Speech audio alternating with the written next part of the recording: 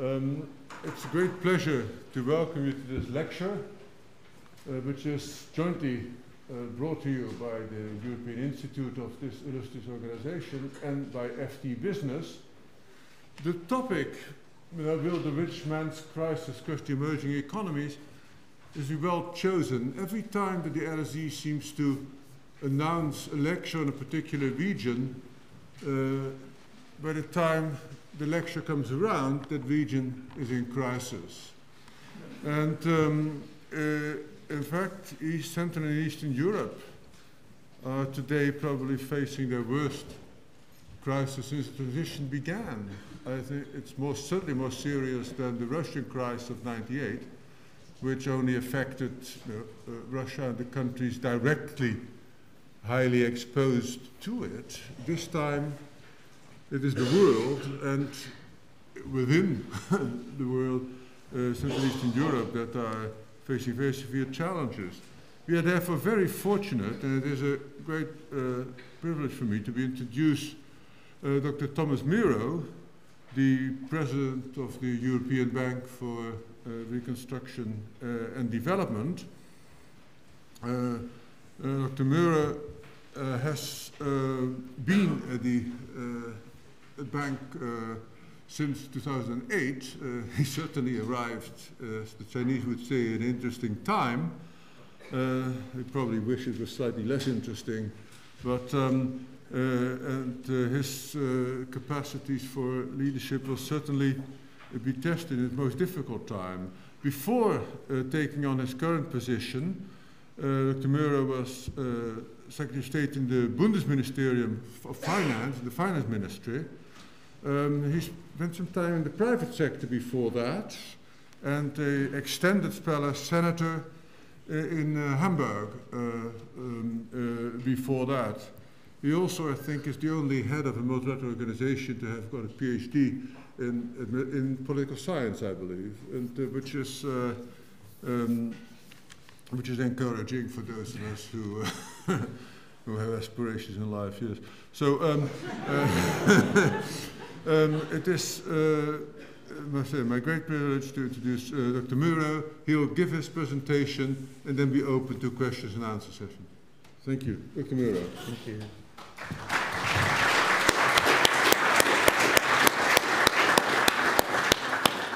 Thank you very much, Professor Buiter, ladies and gentlemen. Thank you very much for the invitation to speak to you today here at the London School of Economics. This is a great honor for me personally, and also for the institution, the European Bank for Reconstruction and Development. Without doubt, this is one of the most prestigious institutions in a city where there's definitely no shortage of highly respected centers of excellence. In line with the venerable tradition of your university, you have given me a challenging task indeed today and asked me to discussion the question, will the rich man's crisis crush the emerging economies? In a word, our answer to this question is no, at least in terms of the region we are particularly attached to. By the way, you know the story about the no of President Yeltsin, because it just comes to my mind. And because it is 10 years ago, a foreign, very distinguished visitor comes to Yeltsin and says, "Mr. President, could you tell me in one word the situation, the economic situation of Russia?" And the answer was good.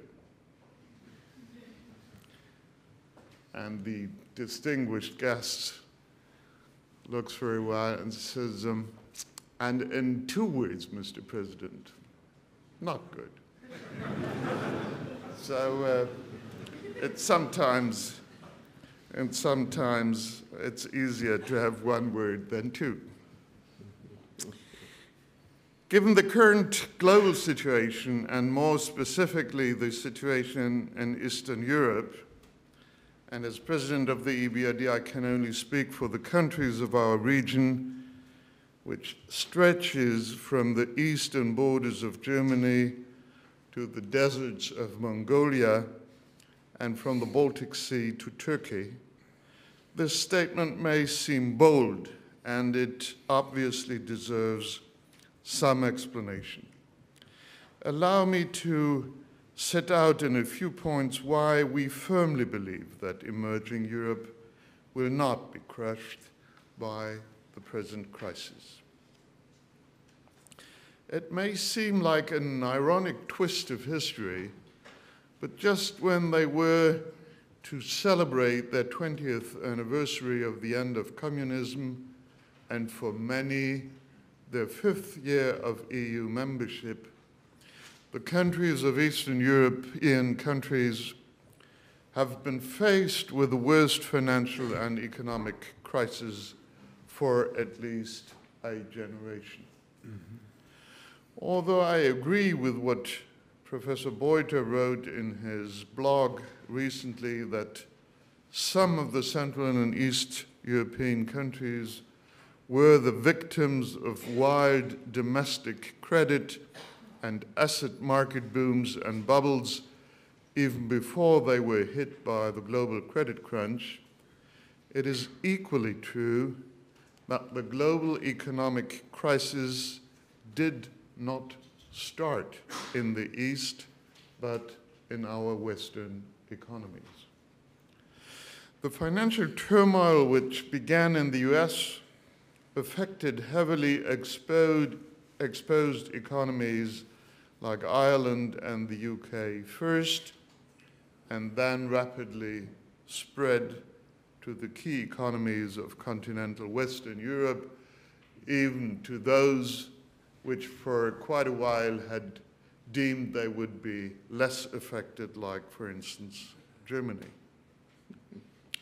In contrast, the Eastern European economies displayed remarkable resilience for a long time, and it was only after the leading economies in the West plunged into recession that Eastern Europe began to feel the full impact of the global crisis.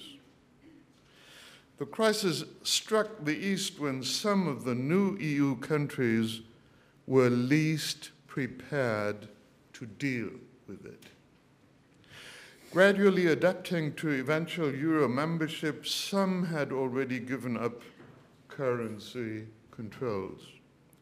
Furthermore, the crisis exposed existing vulnerabilities and imbalances, the main one being their reliance, and in some cases, over-reliance on foreign financing and foreign currency debt. What is making today's crisis so serious, perhaps even unprecedented, is that so many adverse factors all seem to be coming together and happening at almost the same time.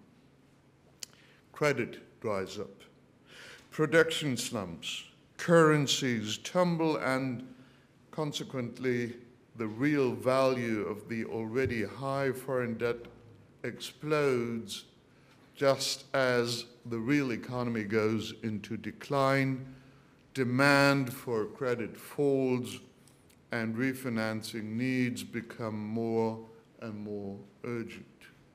It is a vicious cycle indeed. It would, however, be a grave mistake to paint the future in colors too bleak. What we are now facing in some countries in Eastern Europe is a severe recession, but not a collapse. The adjustment process will be painful enough and test the strength of all involved, from politicians to bankers to the people. But this is not a crisis with runs on banks or with sovereign defaults. The economic performance in most countries of Eastern Europe remains no weaker and often stronger than that in Western Europe. There are strong underlying fundamentals in Eastern Europe which remain in place and need to be protected. We have every reason to believe that once the present situation has been stabilized, emerging Europe will bounce back strongly. The situation today is serious, but it is manageable. Solutions, however, do not present themselves out of nowhere. They need to be worked out and implemented.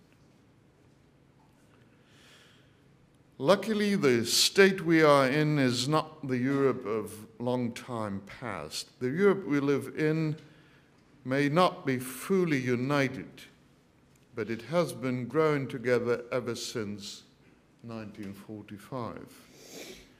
Kipling's lines that east is east and west is west, and never the twain shall meet, have mercifully been overcome by political and economic developments in Europe.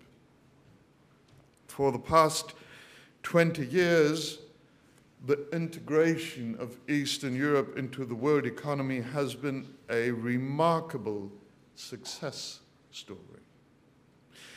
Not only has it provided these countries with a crucial pillar of stability as they have undergone dramatic social changes, but the integration has also happened in a manner that has led to a greater degree of interdependence between East and West than perhaps ever before.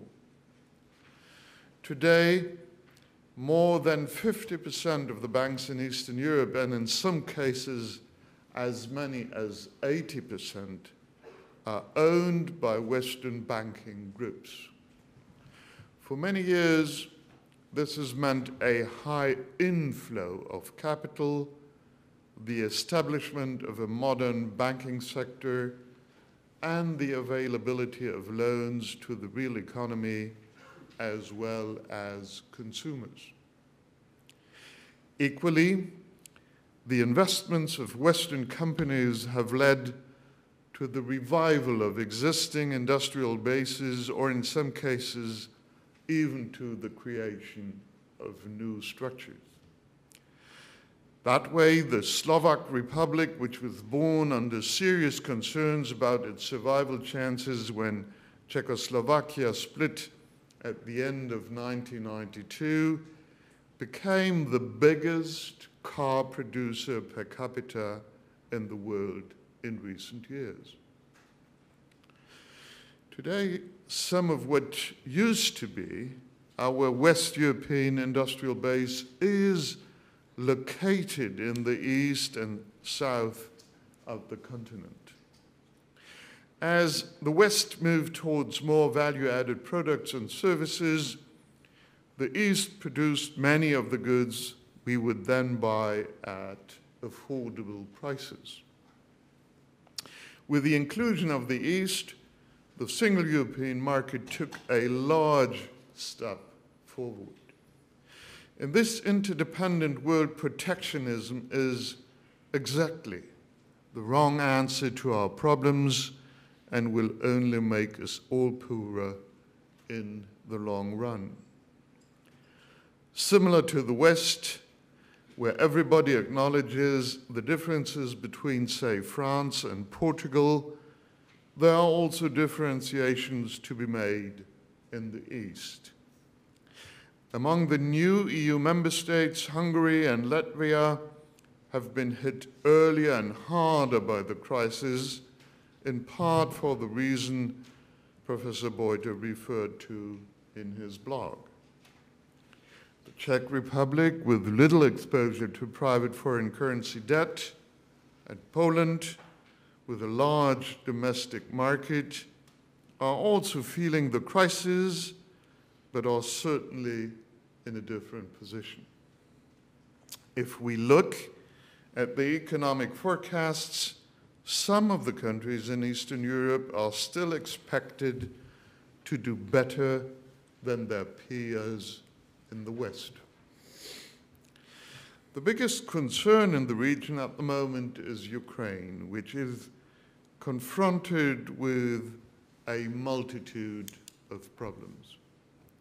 An inherently unstable political situation only exacerbates a grave economic situation. We are encouraged by the recent declarations of unity, the appointment of a new Vice Prime Minister in charge of crisis management, and the imminent return to Kiev of an IMF delegation. In this context, we call on the decision makers in Ukraine to honor their commitments. Such a commitment will be backed by the strong partnership of the international financial institutions, including the EBRD. This is not only about much needed finance, but also about restoring trust in the country. One can, of course, see Ukraine also as a test case for international solidarity. The stability of Ukraine is of crucial importance for the future of all Europe. Ukraine clearly has a European perspective, as acknowledged by the European Union, which has granted the country priority status in the European neighborhood policy. And yet, not being a member of the EU, it is in a different position in tackling the crisis than, say, neighboring Hungary or Poland. Many scholars hold that the modern name Ukraine is derived from Ukraina in the sense of borderland and frontier region. We must not allow it to become a no man's land. As a signal of European solidarity, but also of economic sense, we endorse the view taken at last week's EU summit that in providing support to their own banks, West European countries must not prevent those funds being used to help their subsidiaries in Eastern Europe. Maintaining the flow of credit and not retrenching behind national borders is crucial for all in Europe. Shutting the door to our neighbors now will also mean shutting the door to our own future. For the EBRD, the crisis in our region is arguably the biggest challenge we have ever faced. We have reacted by raising our business volume this year to 7 billion euro, an increase of some 25% over last year. We have also designed crisis response packages for the banking and corporate sectors and are almost doubling our trade finance program to maintain vital trade flows. From the outset of the crisis, we have worked closely with other international financial institutions to coordinate our effort and to complement each other in order to have maximum impact with our limited resources.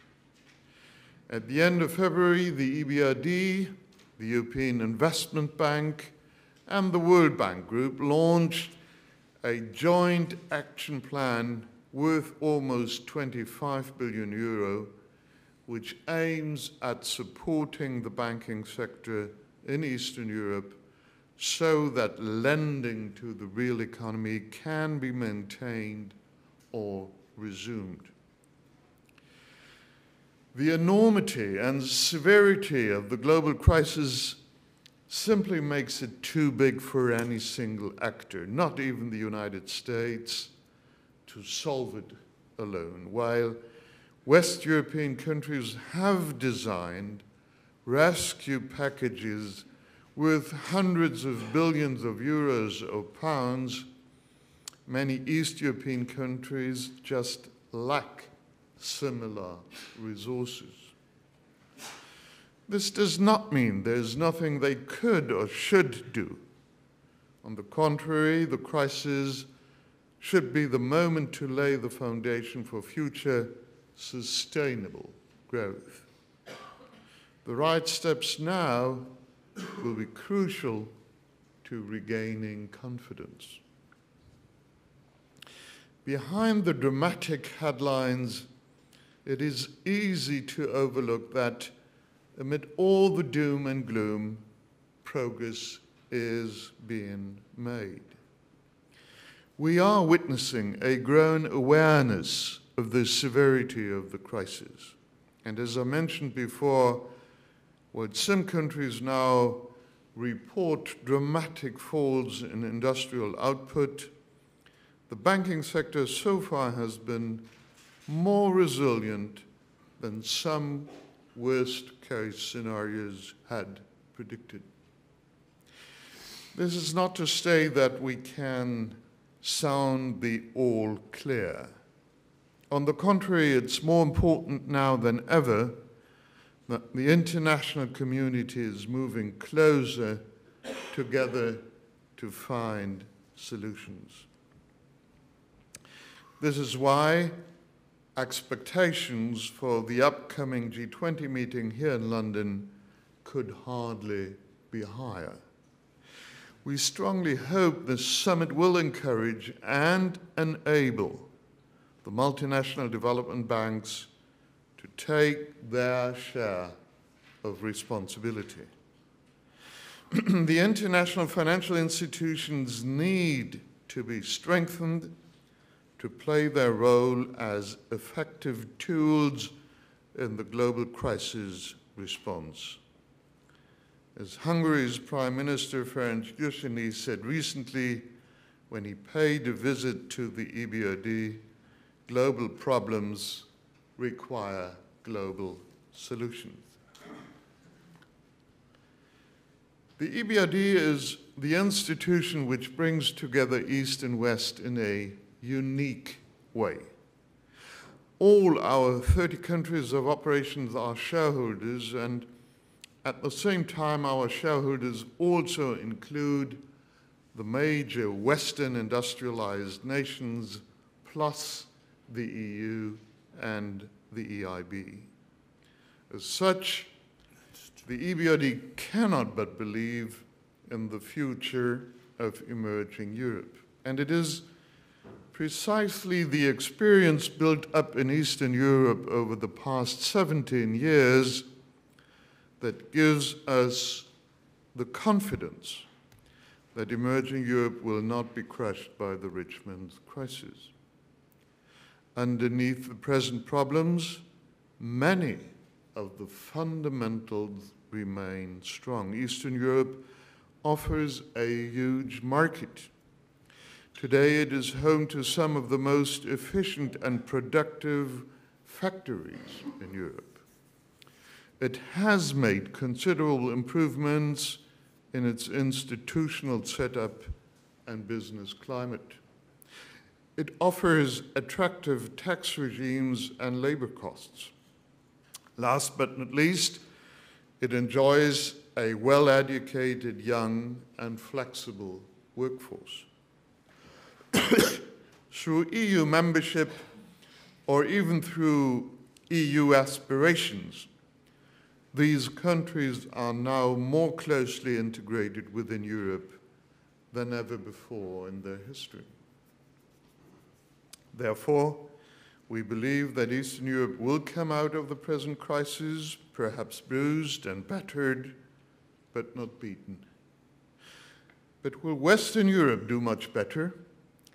This seems unlikely, and therefore I think it is at least misleading to portray the current crisis as a crisis of Eastern Europe.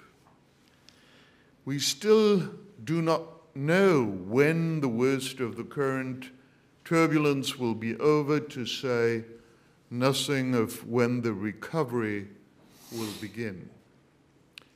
I shall be interested to hear your views, Professor Buiter, on this, but what seems likely is that we cannot anytime soon expect a return to growth rates of 5 to 7% in the East every year as we had enjoyed prior to 2008, and I'm afraid this will also apply to other parts of emerging world.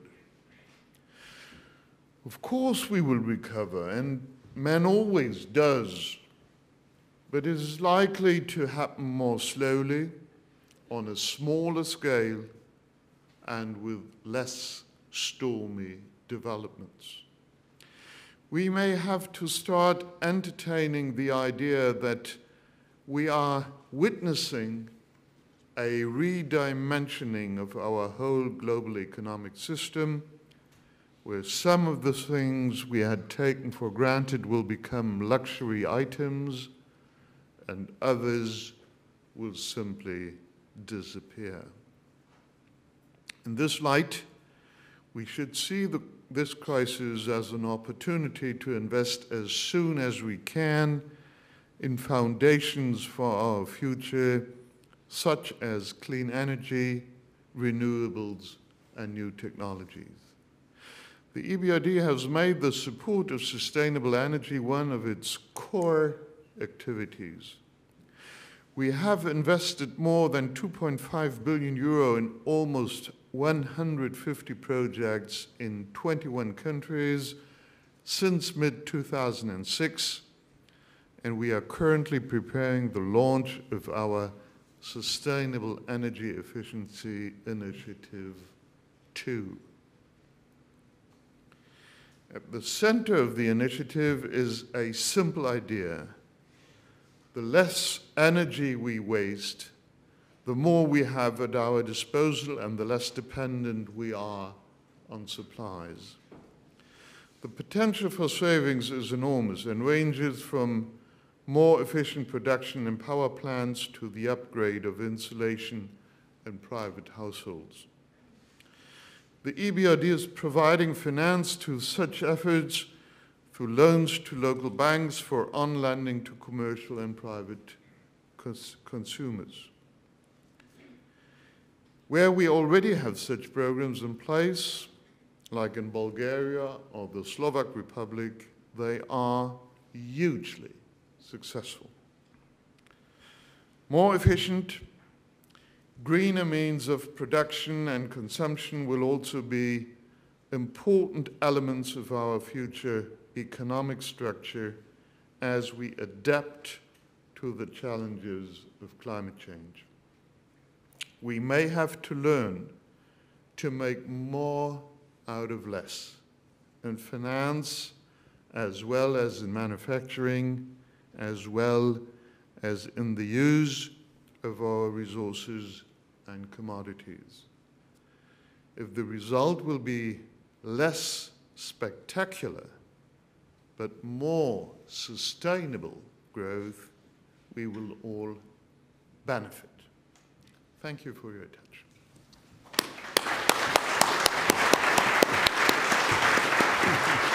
Thank you. Thank you very much.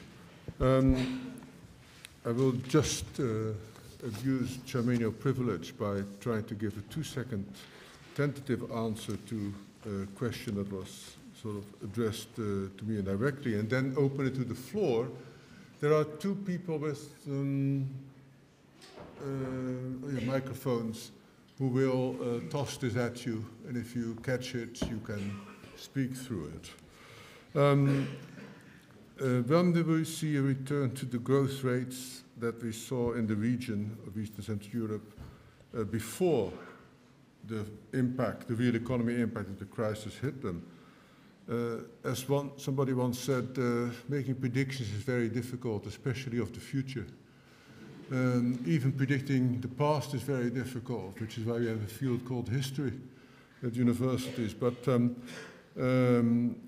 clearly, global demand will have to recover for the region to enjoy the benefit of the export-led component of its demand growth. It may get to more domestically driven demand in due course, but it's still heavily dependent on its major markets.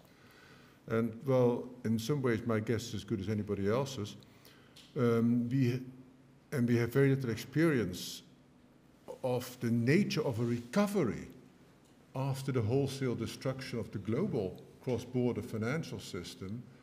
My presumption is that since every recovery is an investment recovery, just as every downturn is an investment downturn, and since investment after a downturn will have to be externally financed, the fact that the credit system is on its uppers is going to be a drag on the recovery. So I foresee several years of declining output or stalling output at best. But when it gets going, I don't think the growth potential of the region should have been significantly adversely affected, except possibly in one sense. In a technological sense, technology diffusion, convergence potential, it's all still there. There are decades of superior growth in principle. The one real bottleneck will be the increased cost and decreased availability of external finance. Almost every country in the region is a low saving country. The necessary investment volumes for high growth have to be financed in part from foreign funds. And that will be a much more difficult game. So I foresee some adverse effect on that even in the medium term. But let's first get this crisis over with. So, first question, please. Gentleman there? Yes? Okay. Hello. Good evening. Thank you for your words. My name is Thomas Overmeer, and today the Financial Times has an interview with Luiz Inácio Lula da Silva, Brazil's president, and in his words he says, as the governor of a great economy described as emerging, what I can say is what sort of society I hope will emerge from this crisis. It will reward production and not speculation. The function of the financial sector will be to stimulate productive activity. And my question is how we can come out of this crisis with this type of financial system.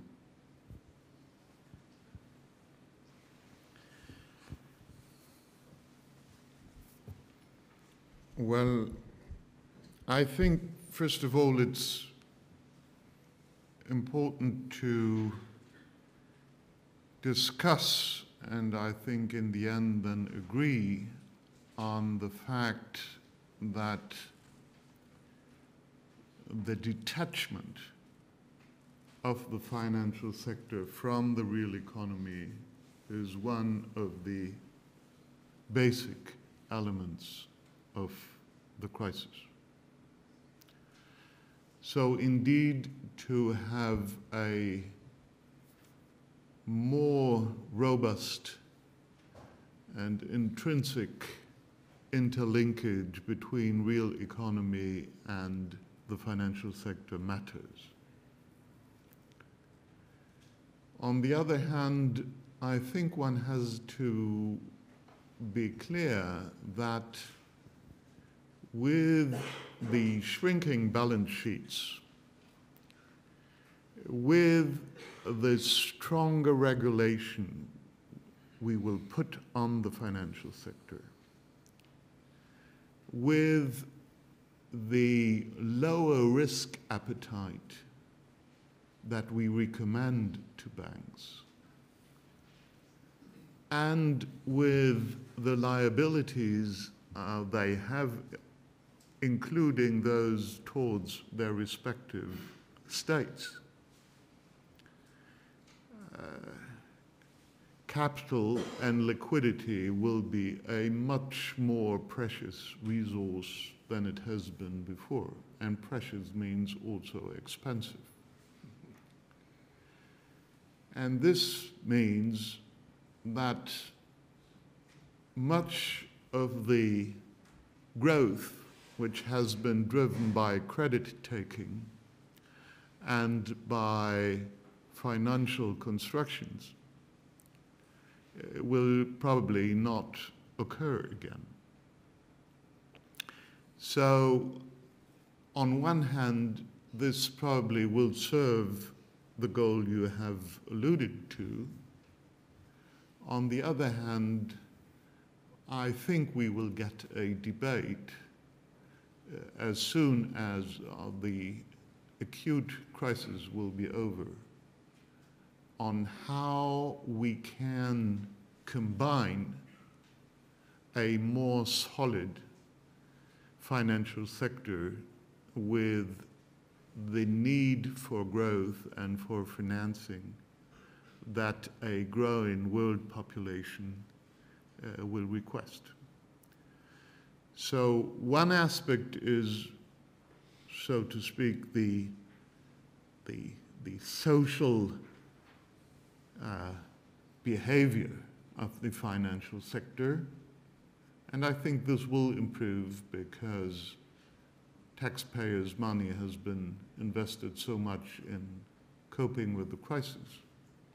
But the other and very decisive question, which probably is not yet really discussed, is what will this mean in terms of how to finance growth in the future?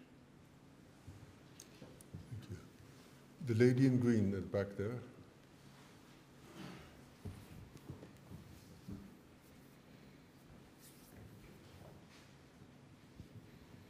Hi, my name is Vanya Dragomanovic. I'm a financial journalist.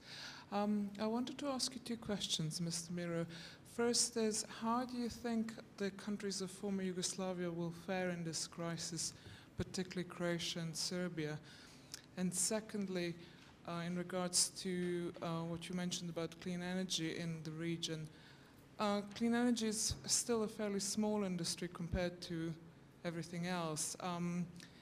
Do you think clean energy can bring significant profits to the countries, particularly the ones you mentioned, Bulgaria, Slovakia? And what kind of time frame are we talking about for that to impact the sort of local economies?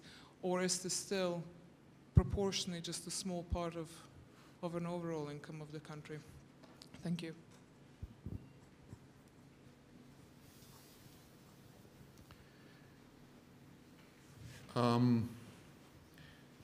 First, on the countries of former Yugoslavia, they have some of the problems to share with other countries in the East, like, for instance, current account deficits. And Croatia certainly is currently struggling with the attempt to defend its exchange rate to the euro.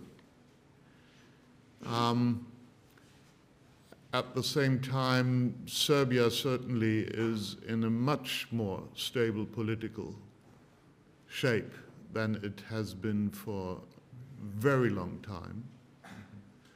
And my sense is problems are there, whether in one case or the other there will be a request to the IMF to support them, we will see. What I would very strongly argue is that the European Union should continue to have a concrete perspective for all of these countries to get member of the European Union, because I am deeply convinced that for political and for economic reasons, the future of the Western Balkans is only conceivable under the roof of the European Union. In terms of renewables and other elements of energy innovation and energy efficiency, yes, they are small parts of the economy in that region until now. But I think there is a growing awareness in these countries that this is an orientation one should pursue, certainly in that region, not only for climate change mitigation aspects, but also for improving energy security in terms of reducing the dependence on Russia in terms of oil and gas.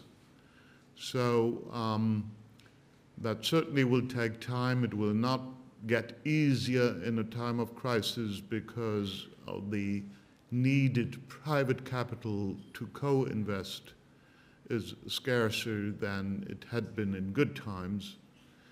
But we have a good number of projects in our project pipeline, and I think with Copenhagen coming in late this year and then the post-Kyoto process getting on its way, and on the other hand looking at the very high energy consumption to GDP ratio in those countries, there's a huge room for good investments.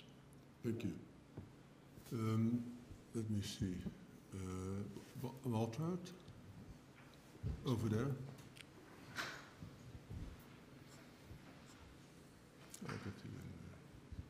Walter from the European Institute at LSE. Dr. Mirow, you quoted approvingly some visitor to the EBRD, global problems require global solutions. Can I therefore take it that you disagree with the position that the EU has taken last weekend, that we should all do on a case-by-case approach and not get for the big solutions? Well, also a case-by-case approach can be meaningful, but it's probably more about a political psychology.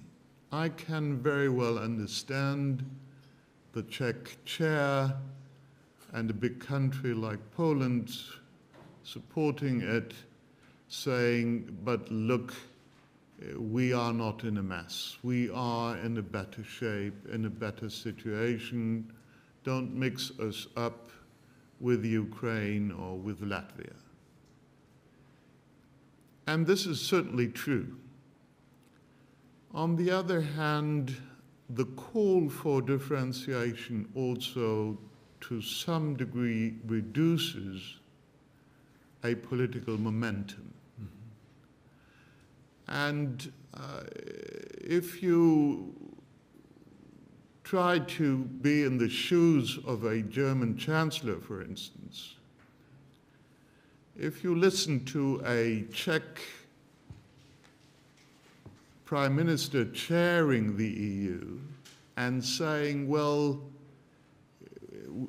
please look at us as a differentiated region, then for a German chancellor who always has a feeling that she or he has to protect the money in the pocket, she would probably not argue, but I want to see you as a region and I want to help you.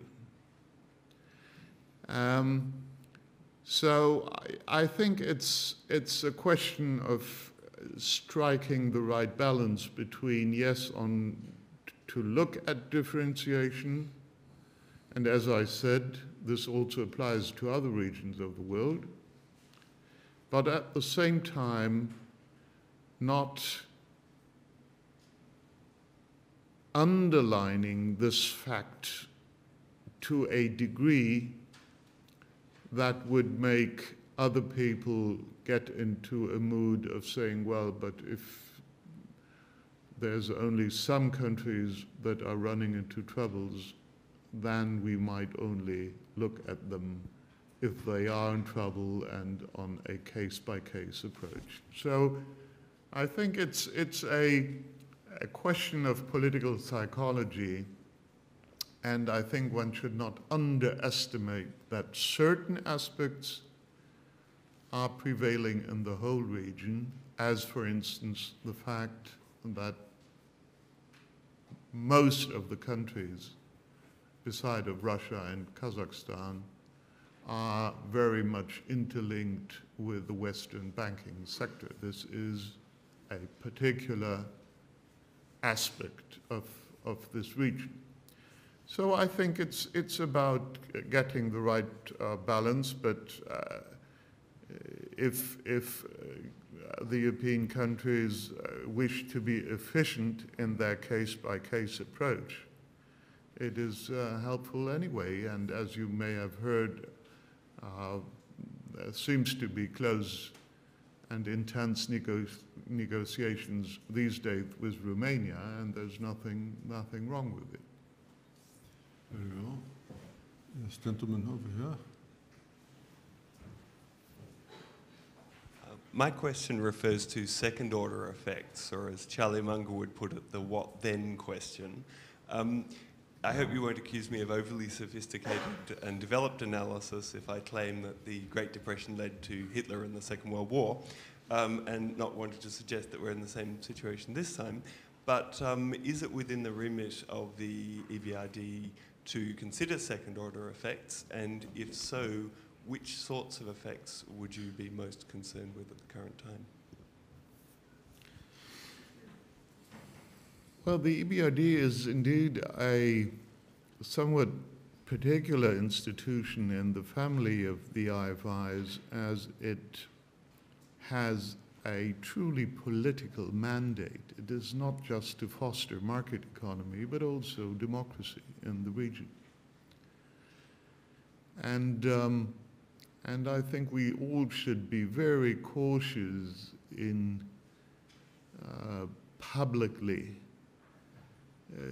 debating about the eventuality of political moves as a reaction to what is happening. But I think it's only fair to say that the West, so to speak, strongly encouraged the whole region to follow its political, social, and economic patterns. And if there now would be a widespread feeling in the region that this was a recipe for good times, but as soon as times are getting hard, there wouldn't be any sense of responsibility anymore. This, of course, could lead to deception. And people that are deceived and that are worrying about their future sometimes tend to not very reasonable political choices. So again, I wouldn't speculate on this, but I rather would appeal to the Westerners, so to speak, to do whatever they can to reduce any risk in that respect to the degree possible. The lady over there, yes. The mic is on its way. Thank you. Thank you. To what extent can the banks in Western Europe use the funds and guarantees under the national rescue packages to help their foreign subsidiaries in Eastern Europe right now?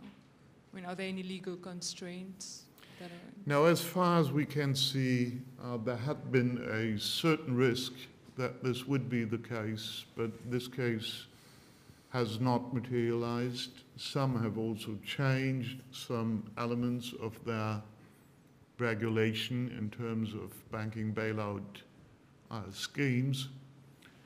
The EU leaders were very clear on this when they met on that Sunday.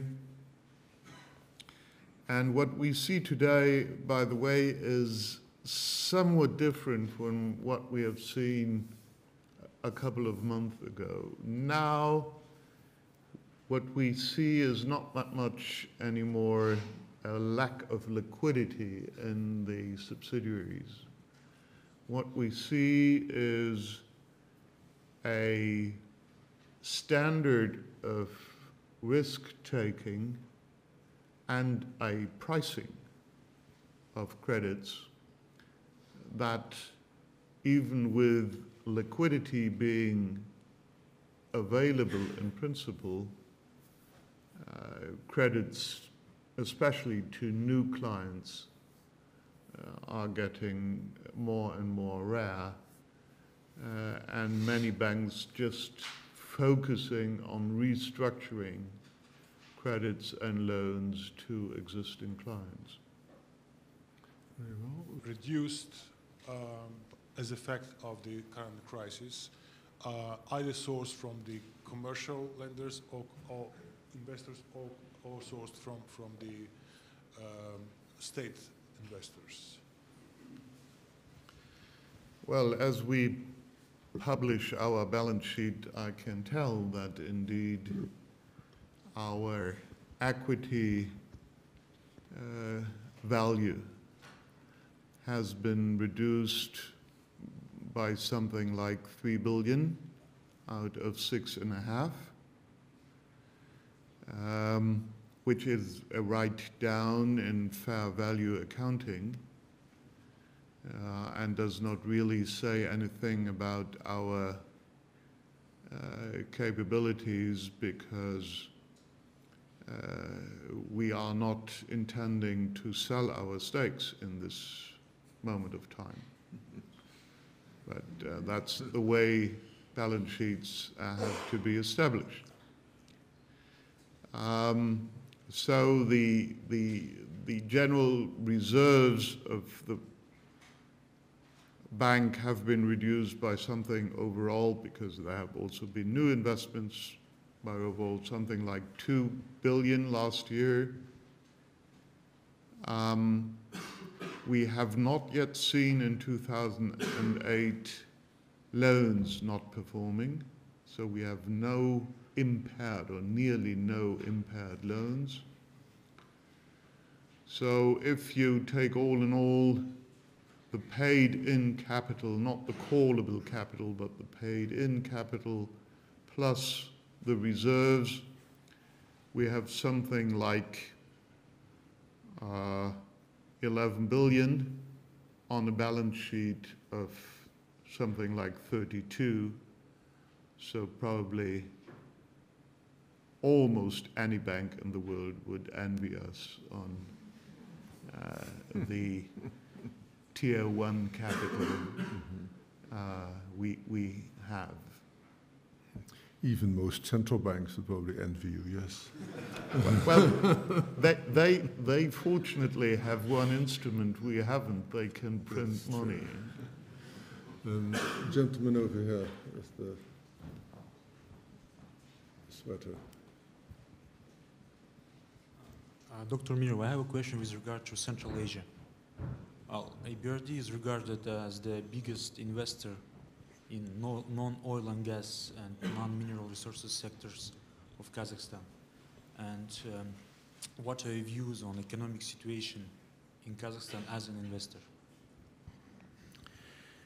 Well, Kazakhstan follows a somewhat different crisis path than other countries because different from all other countries we are engaged in, Kazakhstan has already been hit in 2007 through its real estate crisis, channeling through its banks. And this story is not yet over. On the other hand,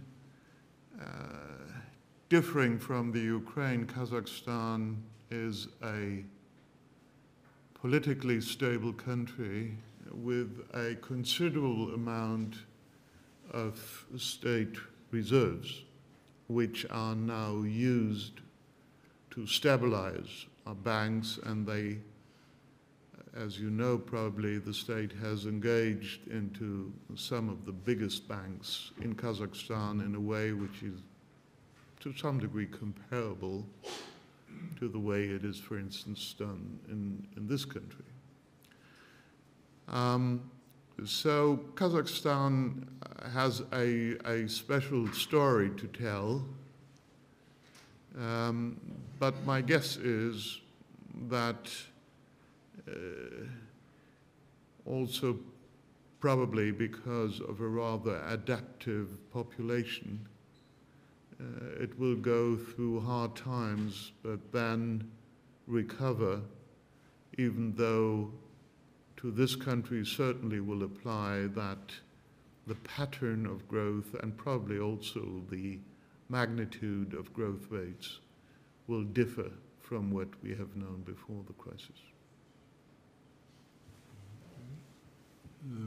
Gentleman over there, and then the lady over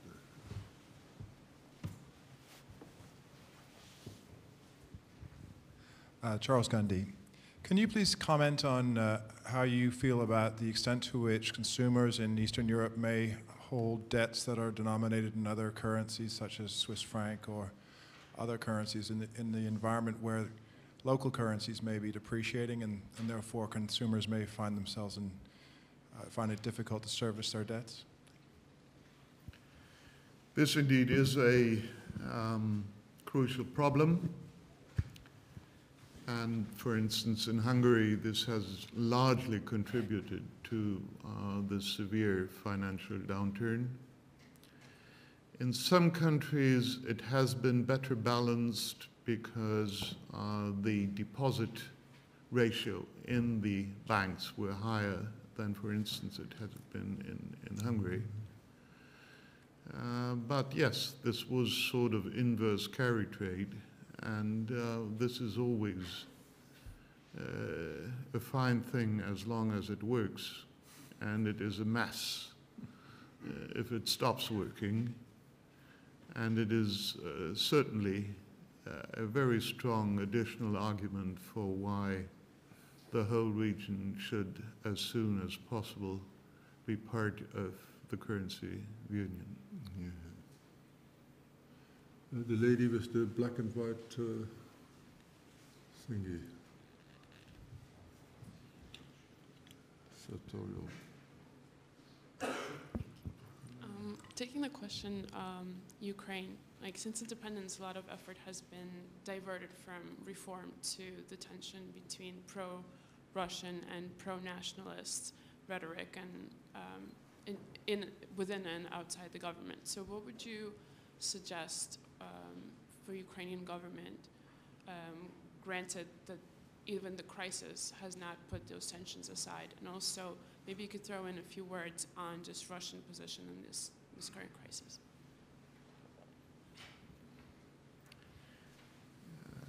Well, of course, every nation has to decide herself whether she wants to be a nation, yes or no. This cannot be a matter of advice from the outside. To me, the Ukraine, which is a big country with a big population, has many features of being a successful European country. And I would hope that the leaders would find the maturity to see that the present situation in the Ukraine is too serious and too severe to go on battling till elections early next year. And when I was there and had the privilege to speak to the Prime Minister and to the President, I made very clear that without this prerequisite, which had been formulated by the IMF, others too would not be in a position to help, but that on the other side, we would be ready to help, and even more so than last year, which means we would be ready to invest more than €1 billion in the financial sector, but also in the real economy, if there would be an agreement on the IMF proposal, and if some immediate needs, for instance, in terms of anti-corruption, but also in terms of corporate governance, including important institutions like the National Bank, would be fulfilled. That's it. The gentleman in brown. So I have to go to the left for a change. Hello. How concerned are you about, you mentioned that you increased trade finance facilitation facilities, doubled it this year. How concerned are you about the lack of trade finance in the region? And is this one of your sort of top priorities for the bank in terms of dealing with the crisis?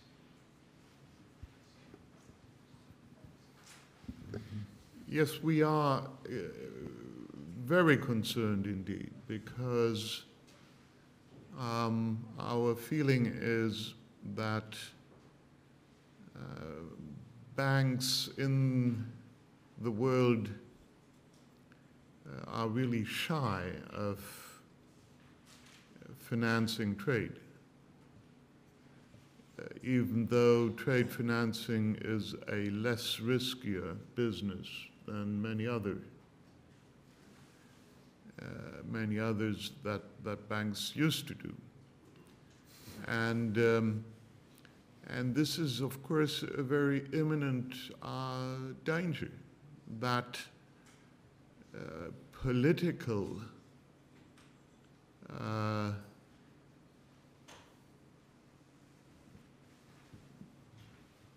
options of more protectionism may coincide with a drying out of trade financing markets. So that's the very reason why the EBRD, like others among the international financial institutions, have decided to gear up their trade financing programs and facilities. This is one of the very basic things you can do in a very short moment of time to really add value in a world in which particularly the SMEs find it very difficult to get the financing they need. Okay. Gentleman at the far end there. Thank you. I was wondering whether you could share with us of your views of the competitive advantages of Eastern European countries in terms of manufacturing against China. So, thank you.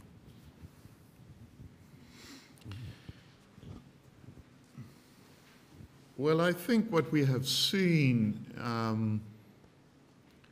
until very recently is that the combination of geographical proximity, and this includes a certain cultural proximity, the availability of comparatively cheap and well-educated labor skills, combined with a certain tradition, was a convincing offer. I mean, look at, for instance, Skoda, which is a company with a long and proud tradition, and at the same time, for Volkswagen, it was a very interesting branch, so to speak, to get, because it could take much of German engineering and assemble it at lower prices. And this applies to some others too. So I think it probably was not that much an immediate comparison of, let's say, Slovakia or Poland or the Czech Republic with China from the point of view of France or the UK or Germany, but it was more the comparison for Germany, for instance, with Germany itself. And it was, of course, also something which may seem to be reasonable in terms of producing something which is well known to the region and which is requested by the region. So that made sense, but as we see now, we have, if you take the car industry, we have a very difficult situation because we have a financial crisis, we have a real economy crisis, and on top of this, we have a structural crisis of the car industry in the world. So if anything adds, then of course, those regions that are highly dependent on the car industry suffer a lot. Let's see, lady in the middle there. Would you like to take some more questions? Been working you hard.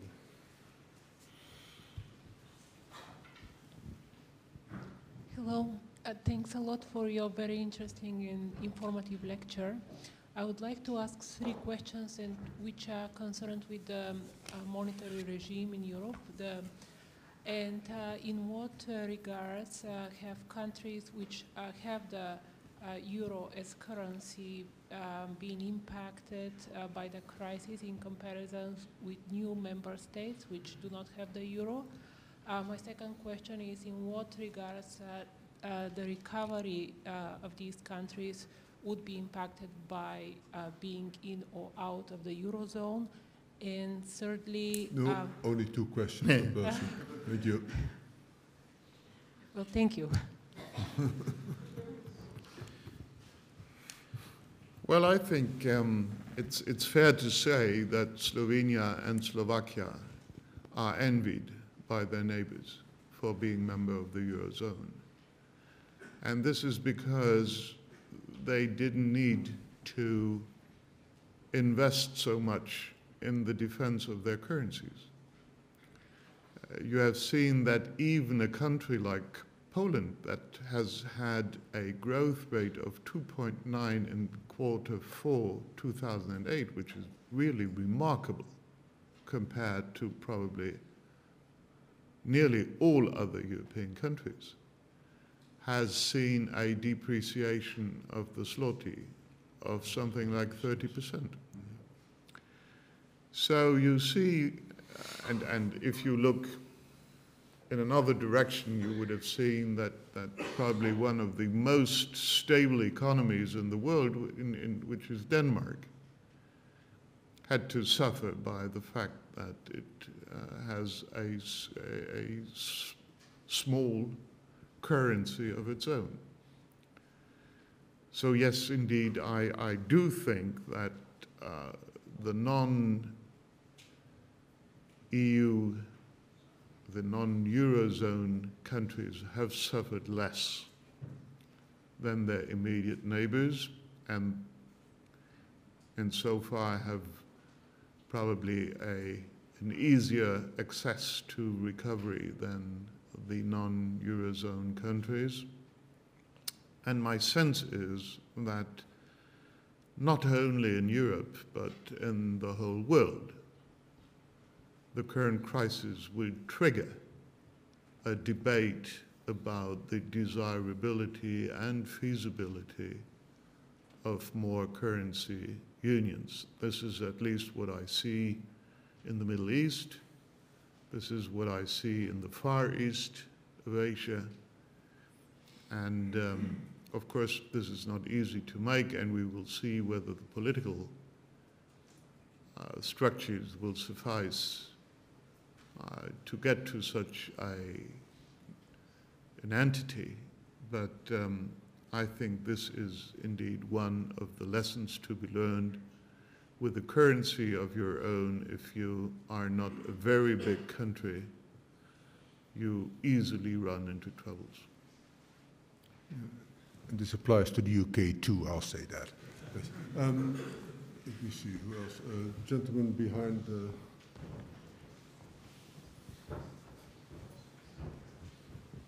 Hi, you mentioned how difficult it was for some countries to, well, especially the Ukraine, to negotiate the terms with the IMF. Also in the light of upcoming elections there, how difficult it is to sell it to the electorate. We see it in Turkey now as well. But then with a lot of elections coming up in Eastern Europe and likely more support needed from the IMF, how important do you think will these considerations become, let's say, the straitjacket that the IMF imposes on these countries, freeze on public spending, increases, and how far will that jeopardize political stability in these regions? So,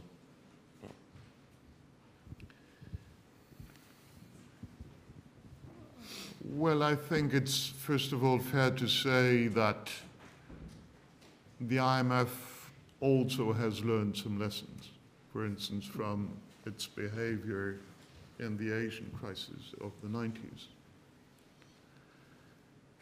And Dominique Strauss-Kahn certainly is not a person who is unsensitive to the issues you have raised. On the other hand, one has to say those states who now think they can afford high budget deficits would have to show how they could get the needed financing for it. And if you look at the spreads of the sovereign, you see amounts for some countries that just mean there is no money outside in private markets for their bonds. So I think there is an awareness by the IMF that the straitjacket concept would be wrong. But there must also be an insight by the respective countries that if they don't get money from the IMF, it's probably very difficult for them to get any financing in private markets. Gentleman over there.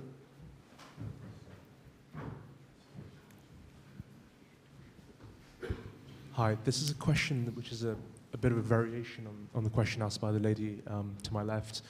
But I'm just wondering what your view is on the path of the exchange rates in Eastern Europe. You know, you spoke about having an export-led recovery in the region.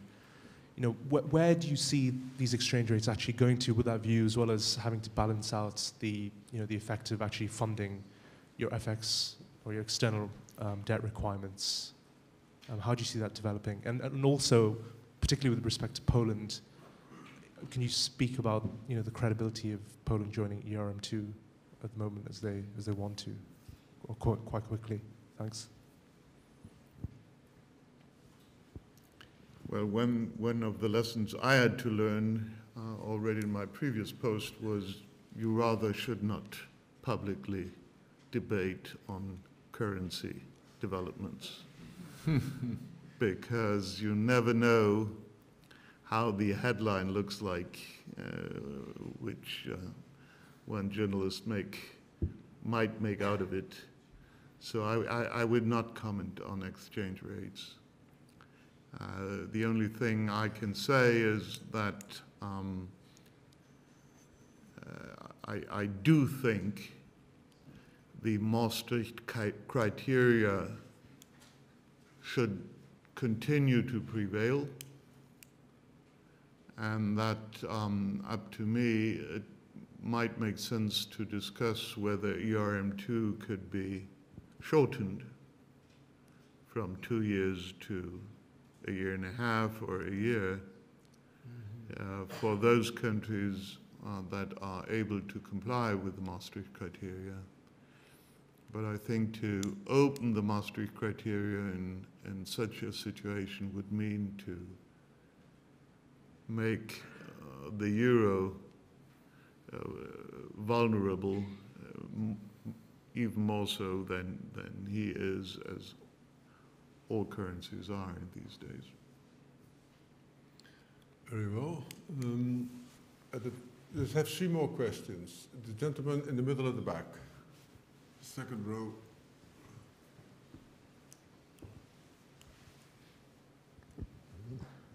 This is a question to both the gentlemen at the table. Don't you think that if the emerging economies follow the example of the United States and the United Kingdom, by going in for quantitative easing, they might be able to address some of the social and economic problems for which they don't have funding? Is that a possibility? Is there a silver lining to this crisis for them, for the emerging markets? Well, my answer would be that I had to refer to the famous sentence that all animals are equal, but some are more equal than others. And I'm afraid this applies to the US and possibly to the UK. I don't think that any of these countries has the possibility to do this in reality. I would agree with that. Only the Eurozone itself can do it internally, so that would affect Slovenia and Slovakia, but that's it. You need a serious currency to engage in quantitative easing, and from a global perspective, outside the euro, the dollar, really, I wouldn't even include the UK. There really are no serious currencies. The yen, maybe. Yeah. Okay, 2 more questions. The gentleman on the right there. Yeah, following on from that question, how concerned are you